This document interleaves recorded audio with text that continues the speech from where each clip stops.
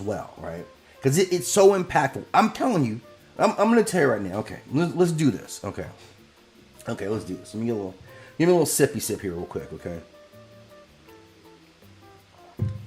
All right. I got this passage memorized. Ezekiel 25:17. The path of the righteous man is beset on all sides by the iniquities of the selfish and the tyranny of evil men. Blessed is he who in the name of goodness shepherds the weak through the valley of darkness, for he is his father's keeper and the finder of lost children. And I will strike down upon thee with great vengeance and furious anger those who attempt to poison and destroy my brothers. And you will know my name is the Lord when I lay my vengeance upon thee. Now, why do I know that? There's so much stuff in my life that I've completely forgotten. There's stuff I did yesterday that I don't even remember. There's whole chunks of my childhood. I'm like, I don't remember that, right? But I remember that because that's how powerful it was. And in my friend group, I'm not the only one. We used to have competitions about how we knew better. And I probably didn't get it exactly right. But man, you know, my brain's been through a lot of trauma over all these years. But that's how impactful that line was that I even remember. Furious anger. I remember how he conveyed it. And he does that line twice in the movie in very different fashions. From this scene here to towards the end scene at the diner, it's completely different way that he delivers that. What? Live restricted from some audience. Oh, themes. Okay, well, I am talking about murder. I don't know what that means, but I got a warning right now from TikTok. I don't know. What am I talking about? Like, what the heck are you guys talking about? Okay, well, I don't know what it could be. But anyway. That's some audience. I guess we're just dealing with adults here. So this is, so we use Samuel L. Jackson's, charisma. Like, that's what he's laying down. Jules Pitt is cool. Jules Pitt got flow. Jules Pitt can speak, right? So we're using all that and him to carry the pacing of the scene. At times we'd ordinarily use music, right? So there's that seduction.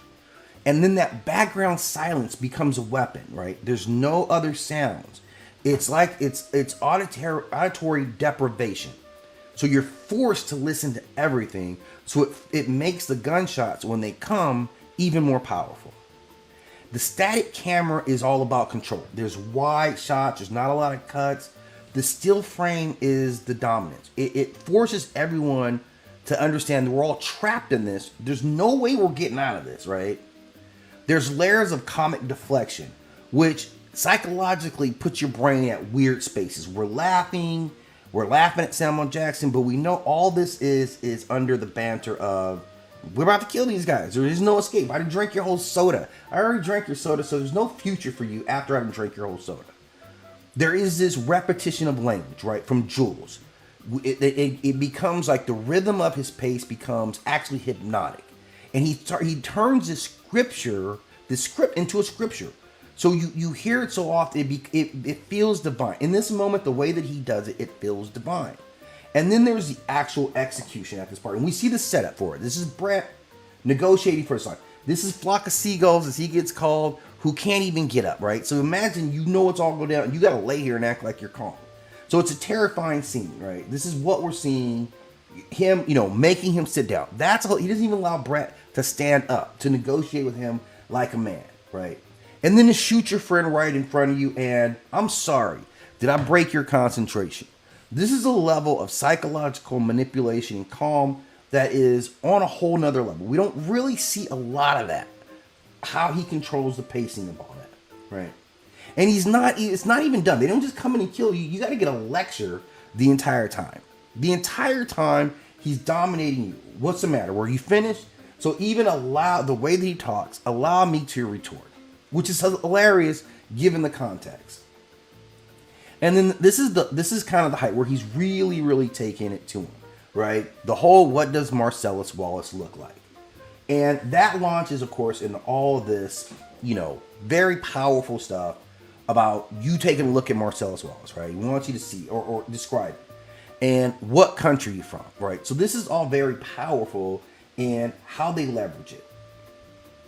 And again, the level of disrespect gets greater and greater. I control how you talk. I'm eating your food. I'm drinking your drink. I'm controlling how you talk. And then there's this one more goddamn time. And he ends up putting, does he look like, look at all the animation in this guy's face. Does he look like a bitch? So we're really understanding how he's controlling this through the narrative and how he's taking, like, there is this idea that when we look at Brad, I'm sorry, it's hard to visualize him as a criminal. So again, it's playing on us that, wow, this guy looks like, he looks pretty soft, but he's this big threat, and you guys are the big guys who are gonna, come and handle this guy, right? So it is what it is, right? So finally, we get to this point. This is the classic line, right? I got this line memorized for occasions like this. So you specifically took something that you believe is a scripture and memorized it for the moment that you kill someone, for this occasion. Ezekiel 25:17. And there's been no more famous line in one of these indie films than this. And it really launched it off. The path of the righteous man. Let's see how accurate it was. The path of the righteous man is beset on all sides by the inequities of the selfish and the tyranny of evil men. Blessed is he who in the name of charity and goodwill shepherds the weak through the valley of darkness. For he is truly his brother's keeper and the finder of lost children. So you can see he is in full preacher mode. This is ritual for him. This is his sermon. And he feels righteous in delivering it, particularly in this fashion, right? With great vengeance and furious anger. And so this is all him saying in his defense of Marcellus. Again, if he is someone who is reclaiming Marcellus's soul, then the dynamic of this, this really hits completely different, because it is that biblical, that scripture that, he's kind of playing as. So we'll see. But this is the important part. Of course, they put him down. Brad is done.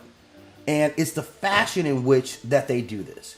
So this is the climax that we were building to the entire time. So he wraps this thing up in a very neat bow. And if you watch the film, there's an extension of that, which is classic to his style, which is another viewpoint just ahead and, going back in time and then catching up, which is beautifully done.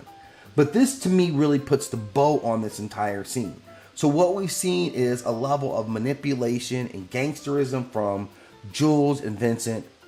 Their dynamic of one being the lead and one being the detached, quiet one, while the other delivers the sermon. So they're both part of this ritual, playing their roles, and you see which one quickly is the voice of all this, and he gives it that pace, while Vincent's detachment kind of sits well with a lot of the rest of us. So this is kind of where we end up with this statement. Now, when we go back to the actual quote that he does, right? This is one of the most interesting things about it. That line is not in the Bible at all. That is literally a false scripture, right?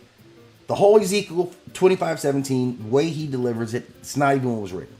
The one real verse of this is one line, and it says, "I will execute great vengeance upon them with furious rebukes." That is it. The righteous man, the shepherd, the tyranny of evil man, that's all writing from Tarantino. It's brilliant. It was written to sound like it's holy, and he does an incredible job of actually getting that. So Jules believes he's quoting God. He believes he's performing fan fiction of God. So this entire event is both tragedy and the beauty is that's his art, what it is. And I talked about this when I talked about with Abigail, the little vampire. It's similar to the ballet massacre scene, where they mix beauty and precision and divinity with just absolute brutality and blood